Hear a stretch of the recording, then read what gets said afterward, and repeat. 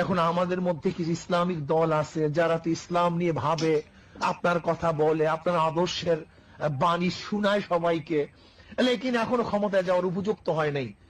কিন্তু যারা সেকুলার আছে তারা তো ক্ষমতায় যাওয়ার উপযুক্ত, এবং যারা আমেরিকান পন্থী আছে, ডেমোক্রেসি, তারা ক্ষমতা যাওয়ার উপযুক্ত, লেকিন দুজনের নেত্রী হলো মহিলা। ইয়া নবী আল্লাহ, এখন আমরা কি করব? শেখ হাসিনার পক্ষে যাব না খালেদা জিয়ার পক্ষে যাব?